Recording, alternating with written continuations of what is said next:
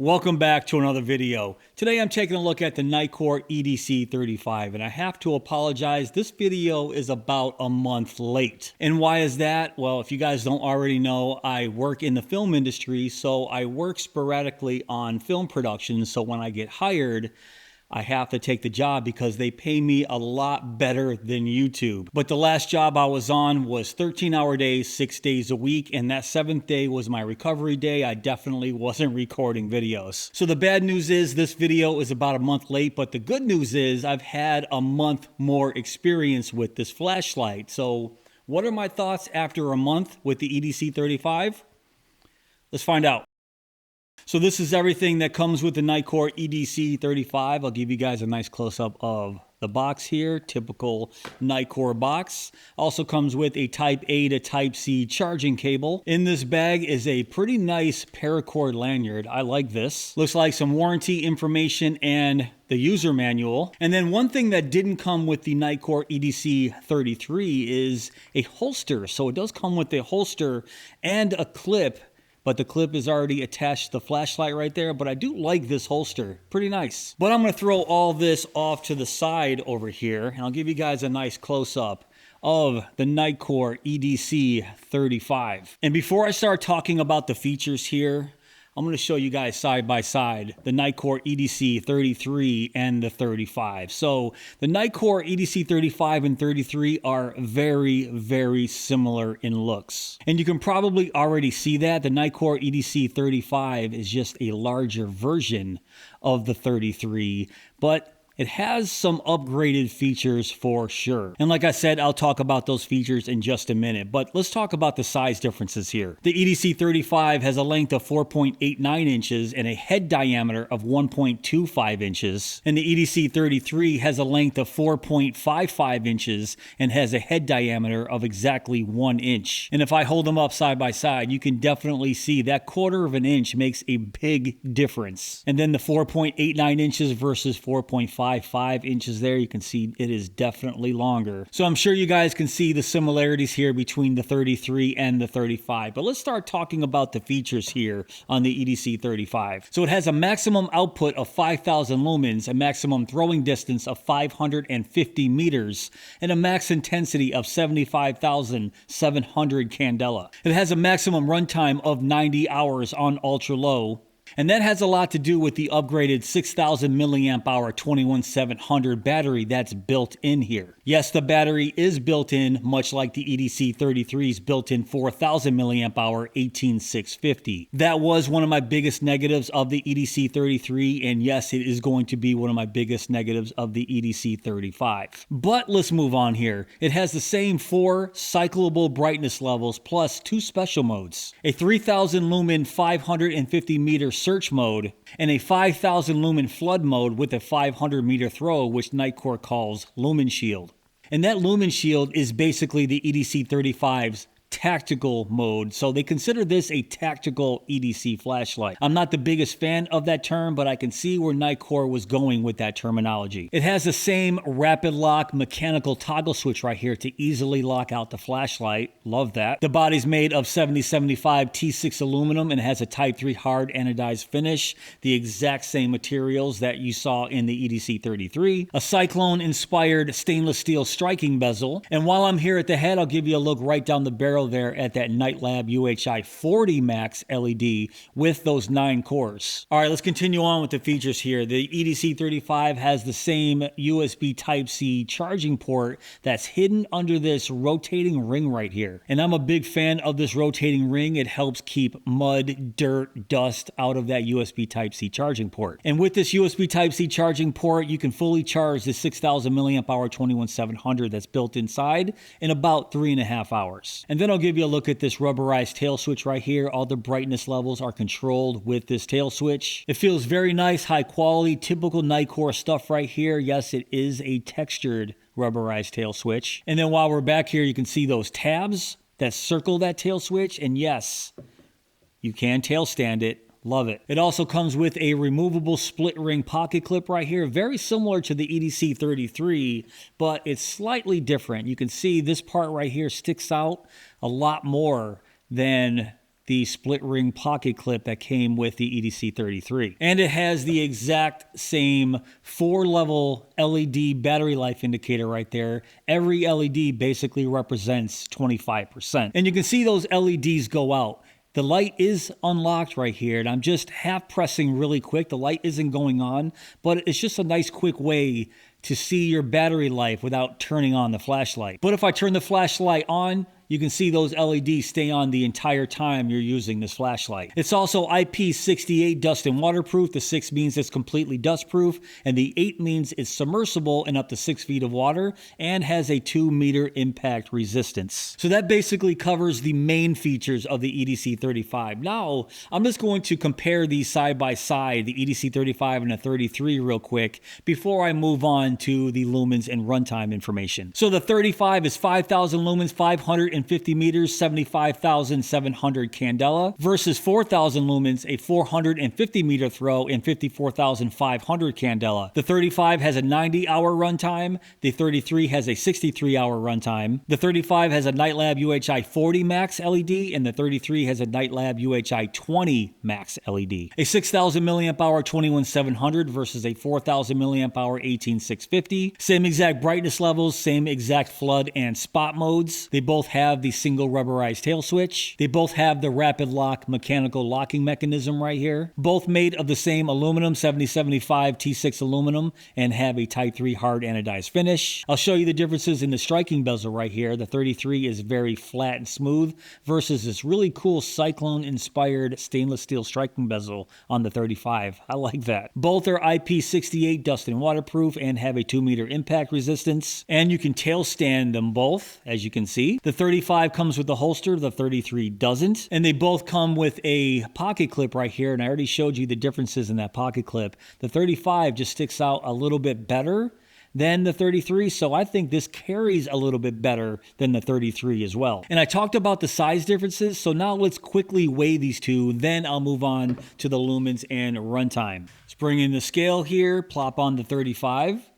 So it is 6.5 ounces, and in grams is 184 grams. Now the 33, see, 4.6 ounces, and in grams, that's 130 grams. All right, lumens and runtime. You can see the 4 cyclable lighting modes right there: ultra low, low, mid, high, and then the 2 special modes, search and lumen shield. So let's start with ultra low. 5 lumens has the maximum runtime of 90 hours. Low is 70 lumens, has a maximum runtime of 40 hours. Mid, the sweet spot, is 300 lumens and has a maximum runtime of 9 hours and 15 minutes. High is 1300 lumens, has a max runtime of 4 hours and 45 minutes. And then you have search mode, which is the spotlight, at 3000 lumens, and no runtime information right there because it's basically a burst mode. In my experience, you're going to get about 20 seconds in both search and lumen shield, basically the same as the EDC33 in my tests. So the search or spotlight mode is 3000 lumens, has the max beam distance of 550 meters, 75,700 candela, and the lumen shield, which is the floodlight, 5,000 lumens, a beam distance of 500 meters, and has a max beam intensity of 62,500 candela. So very similar to the EDC33, that ultra low 5 lumens. I sort of wish it was a 1 lumen moonlight mode. And that 300 lumen mid is very similar to the EDC33. The same lumen output at 300. You get 200 meters of throw here versus I believe it was 185 meters if I remember correctly. And there was a 1200 lumen high in the 33 versus a 1300 lumen high on the 35. But overall, I really don't have any issues with the mode spacing here. But my time with the EDC35, I sort of developed a new negative with both of these flashlights. And it has a lot to do with that intense hotspot in all of these modes. And I'll talk about that after the beam test when I talk about my negatives. I didn't mention it in my EDC33 review, but my extra month with the 35, I definitely noticed it. And yes, it is a negative. Now let's go over the UI. The UI here, extremely simple, easy to learn. If you want to turn on the flashlight, just fully press, let go, and there's your constant on. And to cycle those brightness levels, just give the tail switch a half press. There's ultra low, low, mid, and high. So that's easy enough. So let's turn it off. If you want to get to the search mode, which is the spotlight, just half press and hold. There's your 3000 lumen 550 meter search mode. Let that go, and if you want to reach your full lumen shield mode, which is 5000 lumens and 500 meters of throw, press and hold all the way, and there is your 5000 lumen shield mode, which is basically a flood mode. It is activating all 9 of those cores in there. And that's basically it. Extremely simple UI, but let's talk about this lockout mechanism right here. One of the biggest pros of this flashlight, at least in my opinion, is this quick, easy way to lock out the flashlight with this mechanical switch. So in the down position, all the modes are unlocked. So if you want to lock it out, all you have to do is boom, just like that. You can see the little lock symbol right there. We are completely locked out right there. I love it. In fact, I like this so much. I want every single flashlight to have a mechanical lockout switch like this. I'm not the biggest fan of button press lockouts. If you guys watch my channel, you already know this. And yes, I know it's not a huge deal to give the tail a little quarter twist to lock out the flashlight, but this I think is so much better. And it does have a half lockout feature, which locks out all the cyclable brightness levels and just gives you access to the lumen shield and search modes. So how do you do that? The flashlight has to be on. Press and hold the button down and then hit that switch. Now all the brightness levels are locked out. You can see I'm pushing the button, but if I press and hold, searchlight's still active and fully press, lumen shield is active. So I think that is a really smart idea to completely lock out the flashlight other than those 2 special modes in half lockout. To unlock that, just boom. That's it. All right, so now it's time for my not so scientific heat and turbo test. What I normally do here is I let the flashlight run for about 2 minutes, then I take its temperature at the head and then at the body, and then I let you guys know what the temperature is. But since the EDC35 is a bit different, the search and floodlight modes are a burst mode, so I have to sit there and hold it down to get a reading. So this isn't incredibly accurate, but this is what I found out. So the 3000 lumen search mode, after about, I would say, 15 seconds or so, I'll put the exact times on the screen after I edit. At the head was about 109 degrees Fahrenheit.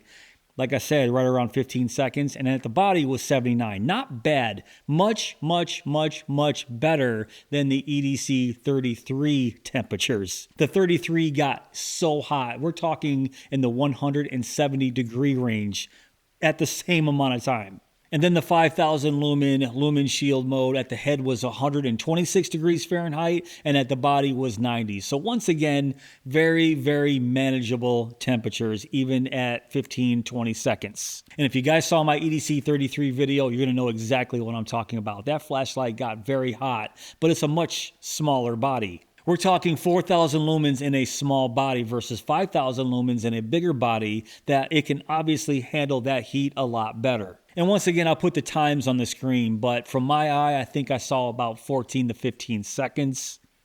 I don't know. I'll put it on the screen right now. All right, let's do the beam test. I'm going to start on ultra low. You can see the ultra low right there. Now I'm hearing noises out there. And there's a family of deer that just ran right over here. Let me just see if they're still there. There they are, running away. But they're all just right here. But let's start on ultra low. You can see that 5 lumen. And then let's go to low. And I'll throw up the distance between me and this tree right here. And me and that barn. So I'm already kissing that barn a little bit. And let's check out that pretty nice crispy perimeter right there. Very nice. I am a fan of this beam profile here. Like I said, I've been using this for the past month. I've been using it at work in a very dark soundstage, and I was very, very impressed with this beam, other than one small thing. And like I said, that has a lot to do with that hot spot on lower levels, and I'll explain to you what I'm talking about when I go back inside and talk about my negatives. But that's low. Let's go to mid. Like I call this my sweet spot. 300 lumens. There's a 200 meter throw here. And let me hold the camera still. You can see just how wide that spread is. Very nice, even spread right there. You got that nice hot spot right there in the middle and that nice spread. So not a bad beam profile. And on the 35 right here. Let's go to high. This is 1300 lumens. Look at that. Easily hitting those trees right there and easily hitting that pole barn right there. Am I getting those trees in the back? Yeah, I am, right there. So hopefully this gives you guys a nice idea. First off, of the color temperature, this is a cool white beam, and that was one of my negatives of the 33, is if they're going to call it the EDC 33, I want a warmer color temp. I know they say this is a tactical EDC flashlight. I'm not really even sure what that means. I know what they're talking about with the lumen shield, but I don't know. I consider this an everyday carry flashlight, so I want this a warm color temperature. I save the cool white for my tactical flashlights. But let's go to the 3000 lumen 550 meter spotlight mode. So it just activated that center core. And we're not going to get much time here, but you can easily see those trees back there in the background. Boom. And it should be going now. There it goes. So you can see it's just a hard shift down. I can feel the heat. Very manageable, very unlike the EDC 33. That would be burning my hands right now. But that was the search. Now let's go to, let me go back over here, the 5000 lumen shield. There we go. There's the flood. It activates all 9 cores.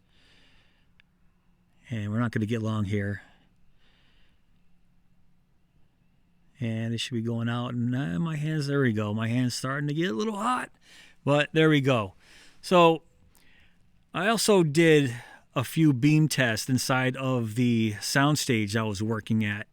And instead of walking over there, which I normally do, I'm going to throw up those videos from the soundstage. So if you guys work in a warehouse, you're going to see what this beam can do, what this flashlight can do. So I'm going to throw those videos up right now. Let's go.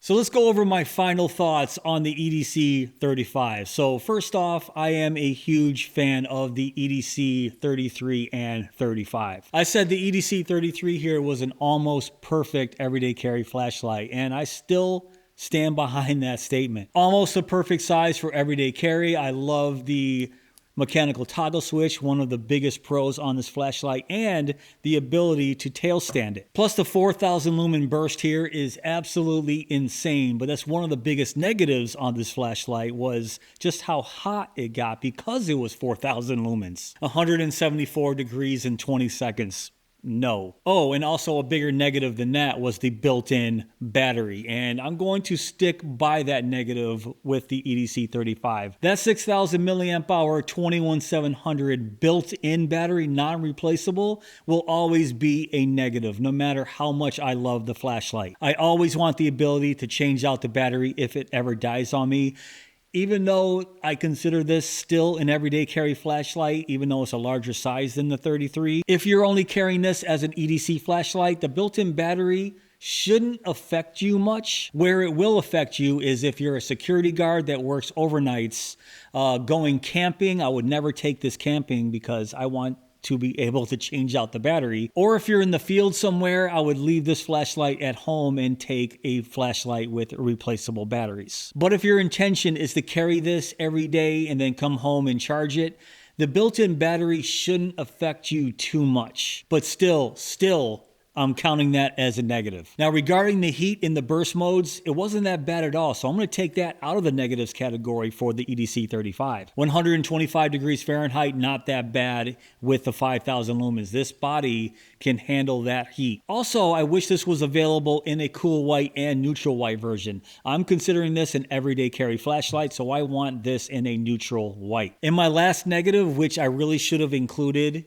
with my EDC33 review, is I don't like the intense hotspot in lower modes. This flashlight has a very unique LED with that Nightlab UHI 40 Max with 9 cores. So how it works is in searchlight mode or its spotlight, that center LED will light up, and in floodlight mode, the 8 cores surrounding it will light up, giving you that nice even spread, which we saw outside. So in the past month, when I was working on a stage doing my paperwork, I would put it in ultra low and it had that really intense hotspot right in the middle, and I just didn't like it. In ultra low and low, I sort of wish they would kill that center LED and just activate the 8 cores around it to get a nice even spread, so there's not that ugly hotspot dead center. And I'll show you what I'm talking about here. If I go to ultra low, you can see it's 5 lumens, but you got that intense hotspot right there. Low, the same thing. I don't want this. I just wish it was this nice even beam going across. Kill that hotspot, and then we have something really special here. But literally everything else here on the EDC35 is a win. I thought the larger size would bug me, but this thing carries so well in my pocket. I barely even knew I was carrying it, which is really weird because I said this was the perfect size, which it sort of is if I'm carrying it every day. I want it smaller like this, but 4,000 lumens, it gets so hot because of this small body, and 5,000 lumens, it doesn't really get that hot in your hands. So I'm thinking this body is even better for me personally than the body size on the EDC33. So if I had to choose one to carry on an everyday basis, I'm going with the EDC35 all day, every single day. It's right around $20 more than the 33. Let me see, the 33 is $69.95 and the 35 is $89.95. So $20 more for this flashlight. Yes, I'm going with the 35 all day long. All right, guys, that's pretty much it for this video. What do you think of the Nikkor EDC35? Now, if you want to check this out for yourself, I will have links down below in my description box. But if you did enjoy this video, please give me that thumbs up. Please subscribe. It's been so long since I've been in my little studio here. Like I said, I haven't recorded a video in a month. All the videos you guys have been watching, all pre-recorded, all scheduled. So it feels weird to be back here, but it feels good to be back here. And go!